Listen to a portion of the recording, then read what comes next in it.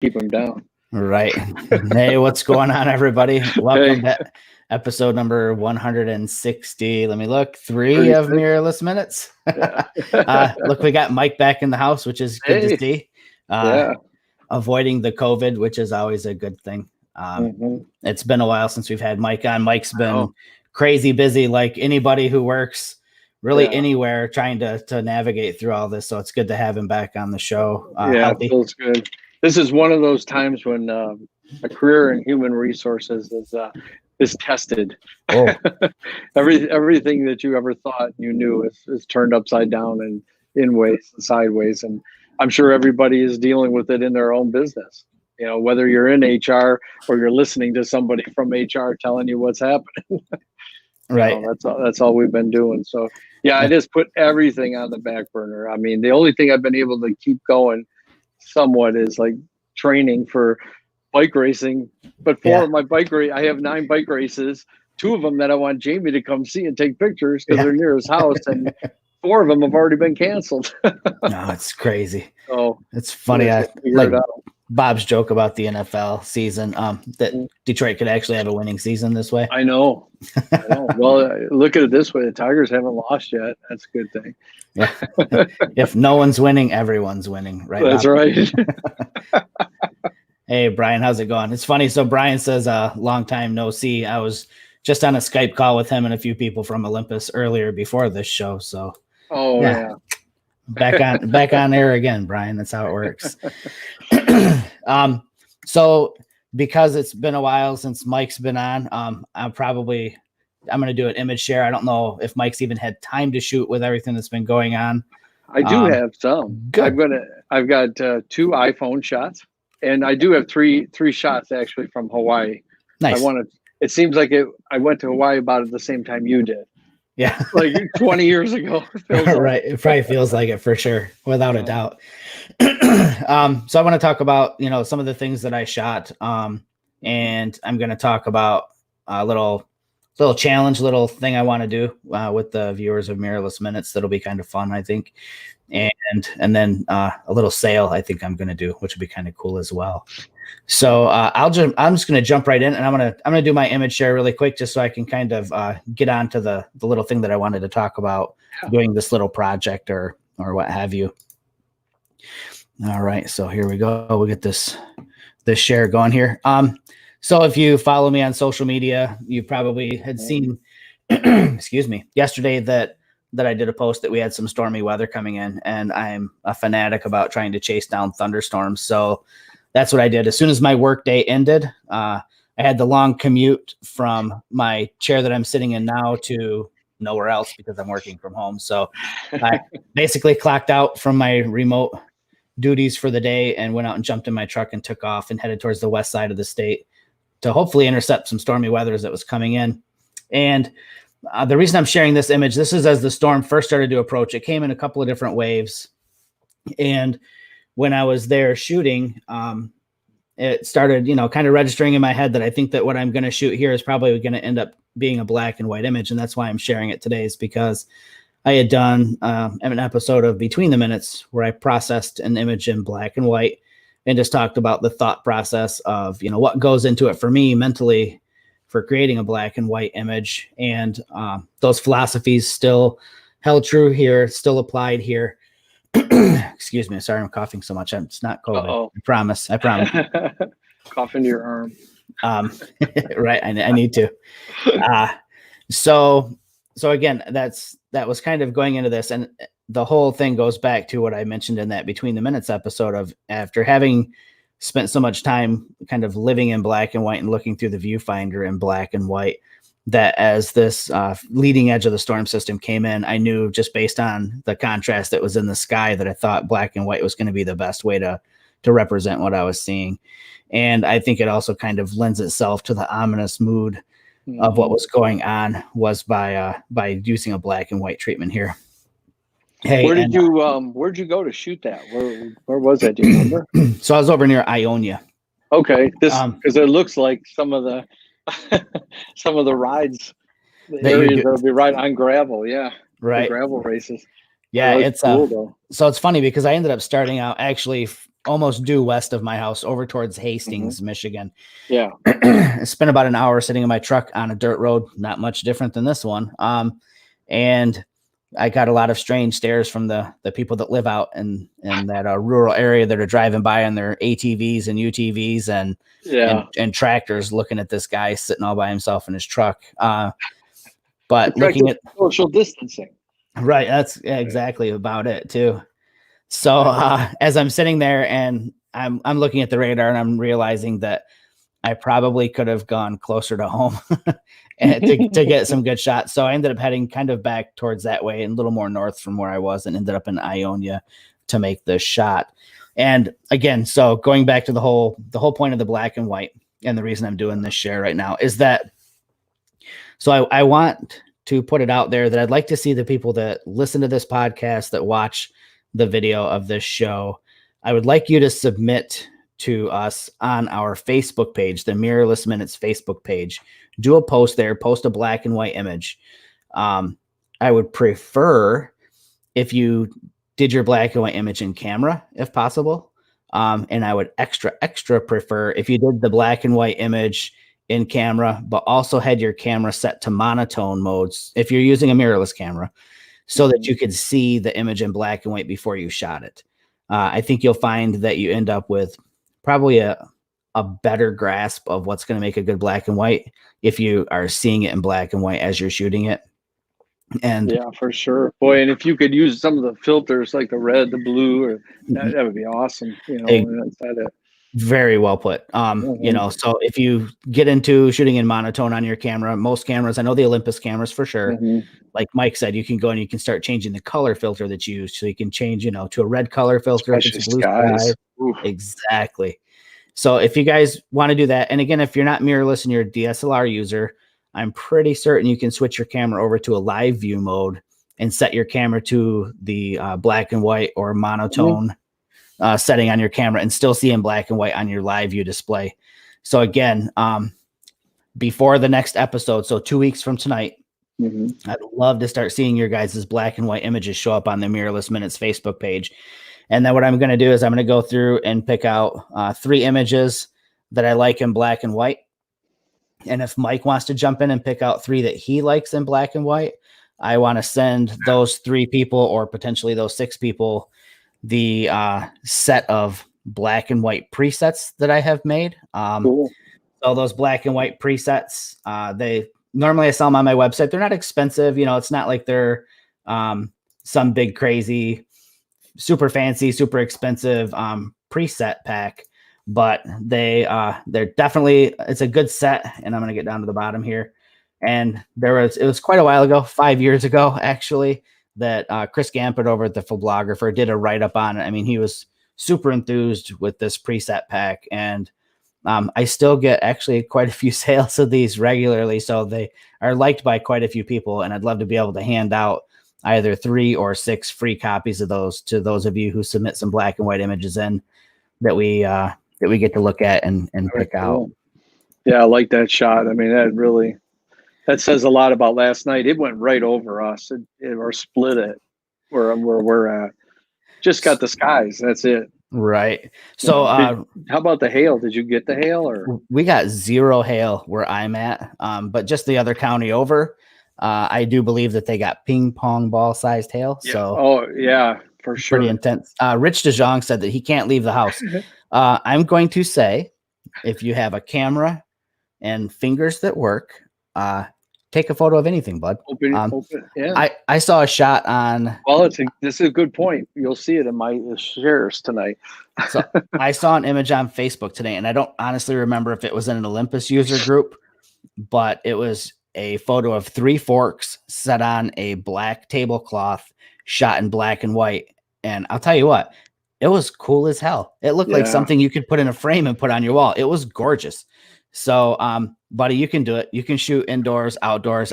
Just because I shoot outdoors all the time doesn't mean I can't appreciate and don't appreciate something that's shot inside as well. So take up the challenge. We'd love to see your black and white images in our Facebook group. Yeah. So I will flip down to the next image in my image share really quick here. If I click on the right screen, possibly.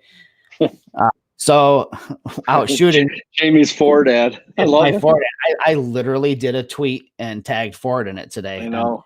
Fingers crossed. I want that new Bronco. So maybe they'll give me some Bronco love here. But so one of the things that I struggled with on last night's excursion out to photograph this weather as it came in was foreground elements. I demand for myself something in the foreground, some sort of structure, whether it's a tree, a barn, a ditch that has leading lines, something to anchor the beginning of the image, something to create depth.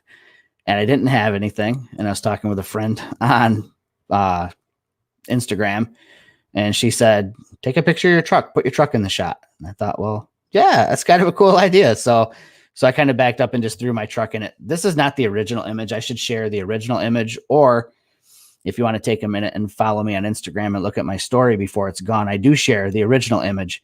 And what you're seeing here, the only difference between this image and the one that I share, the original, is I removed some water spots from the front of my lens and I white balanced it off of my truck. The original image, because it was evening and it was getting kind of dark, it was very blue hour look, very cool. And you couldn't see the crazy orange pinks where the off to the west where the sun was starting to set.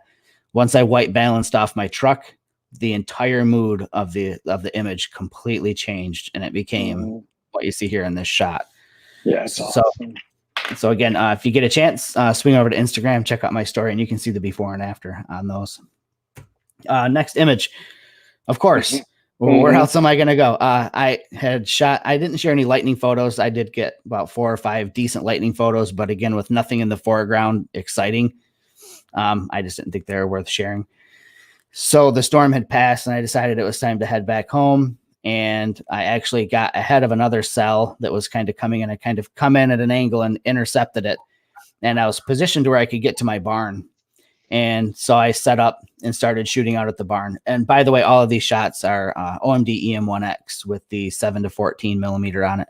All the shots were. So I set up for live composite, and you can see that the background is lit up pretty well. That's all from in the cloud lightning, nothing that was coming down cloud to ground. Yep. But the times that it did come cloud to ground, it was off frame. So a little disappointed in that. So I kind of got skunked on getting my epic lightning shot out at the barn. And then finally, this last shot, that's one of the things about this whole situation we're in with COVID, is that I've never seen my downtown without a single car in it. And my town is this little country town in mid-Michigan that has Christmas lights in the trees all year long. And I've been wanting to get this, wet street reflection shot at night with no cars in it. And there's one car off in the distance headed away from me and one car really far off in the distance coming back into town. And that was it. And I was out there for about 2 or 3 minutes shooting at 9 o'clock. 9 o'clock on a weeknight. It's never like this. So That's I just awesome. parked my truck off to the side, jumped out. And this is with the Sony A7 III and the Samyang 14 millimeter. This is ISO 12,800. Wow. That's kind of one of the reasons I got the Sony body, is that I can shoot 12,800 and still get like a really, really usable image. And again, that's all I've got for an image share tonight. Don't forget, again, like I said, I really want you guys to do black and white so that we can give you some presets. It would be kind of a fun thing to do. Yeah, cool. Those are great. Those shots from last night, I knew they were going to come out good. I mean, you could just tell it was coming. Thanks. But I was wondering if you're going to get, I was thinking about the truck, actually. It's funny that you put it in there. I told my wife, I said, Jamie's going out. He's got to be in that truck. And it's a new truck. I said, if those golf ball size hail hit him, he's going to be pissed off. Oh, yeah. Well, the whole roof of my truck is glass. It's that. Oh, big, geez. The big panoramic moonroof or whatever. So, yeah, it would have been a real mess. Yeah, that would have been. Talk about getting wet on the way back in. Oh, my God. That would have been something. All right. You wanted me to go? I can sure go ahead and let's see. Where is I got to go here. Come on. There it is. All right. And let's see. All right. Are you seeing Hawaii? There you go. All right. Cool. Well, I cannot believe this is only 6 weeks ago. Well, maybe it's 7 now, but hard to believe. It feels like years, but went to Maui for about 8 days. Just, it's amazing. I know Jamie's been there and probably a few others that are watching, but just the landscapes. This is shot with everything was shot with just OMD M1 Mark II, and then the 12-100 lens. But just, I mean, I have so many still to process. It's hard to say, but it's a different kind of mountains out there. I can tell you that. Yeah, you're on the. Looks like you're on the desert side near where Kihei and stuff is at. Yeah, this shot was like that, and then that the crazy road to Hana was just. Yeah. I mean, it took us. And you'll see what we were in. I took a picture of the car coming up here, but it took us 12 hours to go there and back. Yep. So some of it was a bit of a problem though, because my wife, we had down to hike 12 different hikes. The very first hike, she fell on the way back and took a tumble down pretty hard and cut up knees, side, arms. Yeah, that wasn't good because there's not, as you would know, Jamie, there's not a lot of stores on the road to Hana. Nope. Like to get a safety kit or, Band-Aids, things like that. So she was a trooper though, made it through. And I mean, so I guess that just means we got to go back is what I said now. There you go. Get back. But try to do here's Hawaii street shooting. With found some people in a picture. This is just, it's those massive wind turbines there coming off the island, and I just thought that family looked pretty neat. They were actually looking at where we were right here. Is everyone was whale watching. Oh, okay. And it was, in fact, we did all kinds of whale watching. I put some pictures out, all from the shore. It was some of the locals there said it's been 10 or 20 years since they've seen this many whales coming in at that time when we were there. So it was a lot of fun. I mean, that's one of the big things my wife wanted to see, and I'm glad we got that out of the way for sure. But this is the cool vehicle we had for the week. I'm telling you, this was awesome. Awesome. We took it through. This was the first day. It was very clean. By the end, it was a total mess because I did as much off-roading as I could find us to do. So beautiful car. And this company, I think it's up here. It's like called Bext or whatever. It's not from a normal rental company. I wanted to get one that he guaranteed would only be no more than 2 years older, and most of them were 1 year old, which was really nice. So it had, a lot of amenities with it besides removing the roof and all that stuff. So pretty cool. But let's go black and white. It happens to be my daughter, my 26-year-old, bought a new condo and closed, thank God, the week before all this craziness.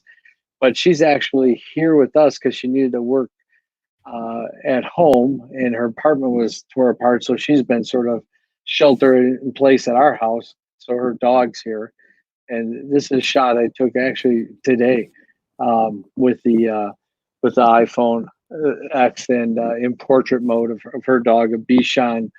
It's a Bichon Shih Tzu mix. So his name is Creed. Doesn't look tough, but I guess compared to my little, he's like 15-pounder, and my dog's a 7-pounder, so he's pretty big compared to him. But cool black and white. I mean, I just love the portrait mode on iPhone. We can get it. Then I took this one the other night, and I just couldn't believe the way he was just laying on the top of the couch. That's his tail, and I mean, I don't even know if I could have set that up better. You know what I mean? Like, and combed it out. He just laid down and his tail was everywhere. He's got such a huge tail. I said, "Oh, this is a great black and white shot." And in fact, changed the color filters in it through Snapseed. That's why everything's black in the background there.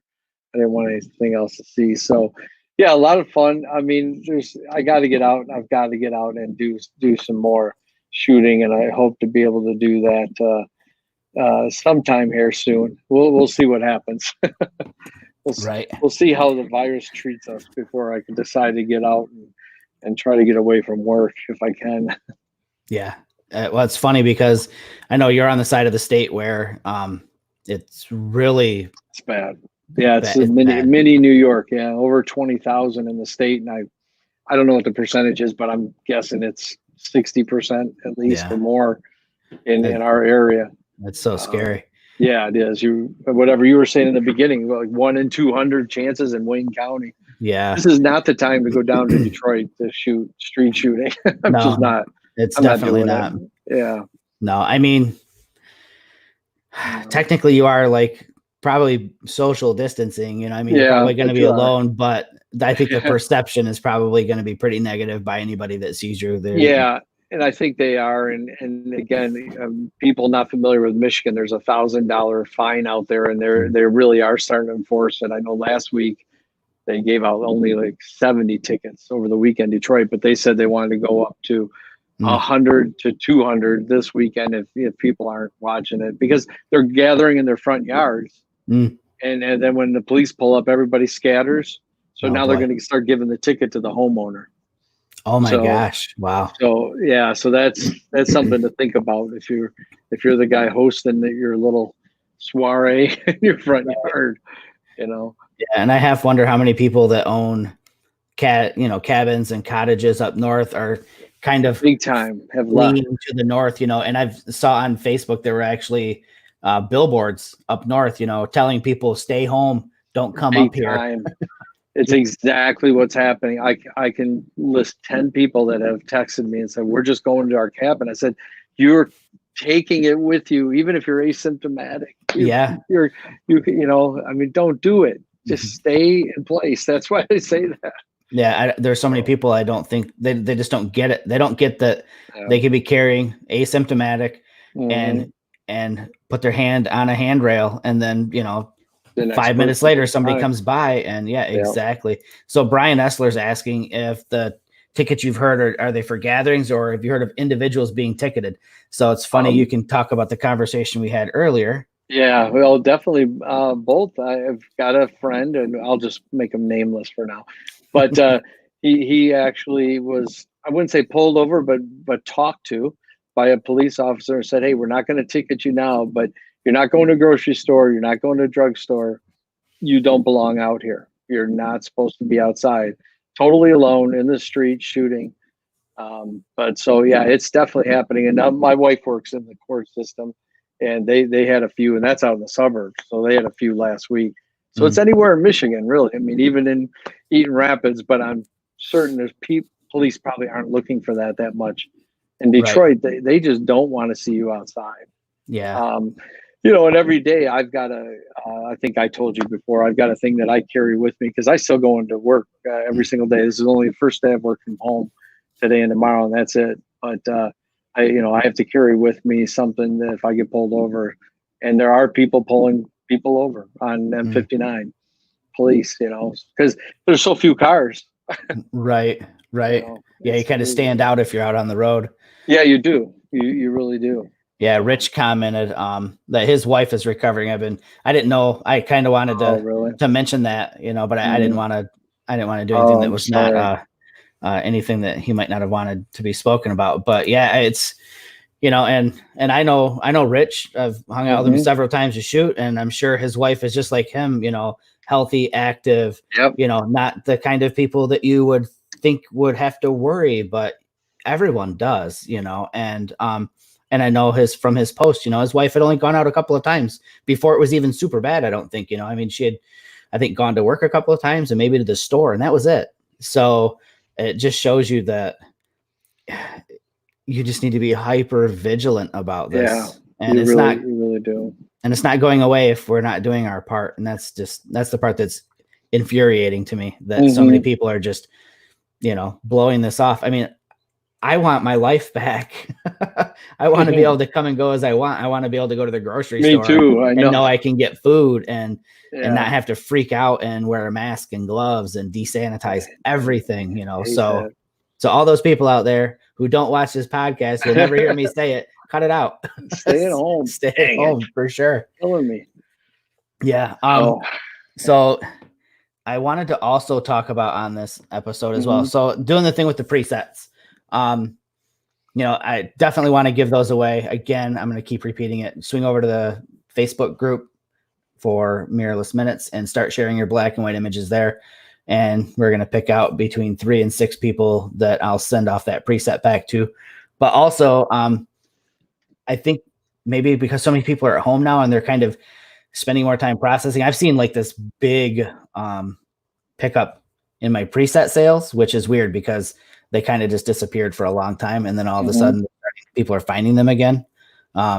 So I think what I'm going to do is I'm going to take all my presets that if you bought all the individual packages, I think it's like $49 or something like that, or $39 for all of the presets, about $40.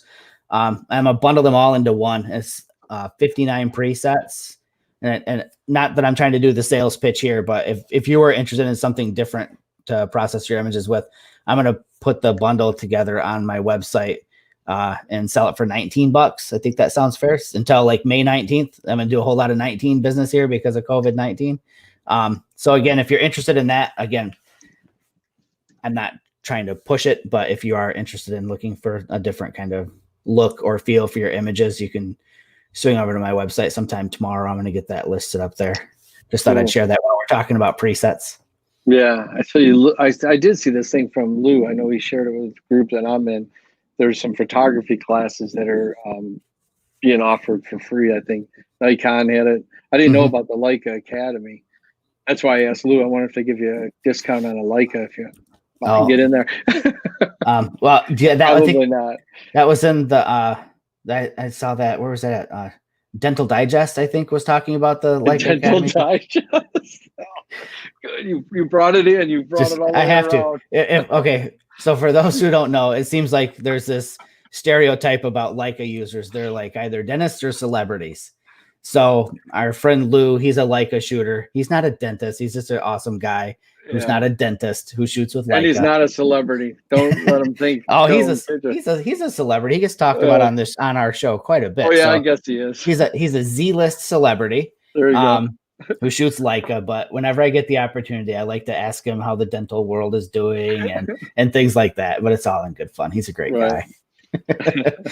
Lou says, I sell labels for a living. Yeah, that tells you what kind of celebrity he is. Is that what they call veneers? Labels? It is. Label? No. But anyways, I'm glad he has fun with it, so that's good. Yeah. So that's good. I'd feel awful if I was doing this for like the last several years and he's bitter. Yeah, well, if he's still tuning in, that's a good sign, I guess. Yeah. He was waiting for the right time to crash us.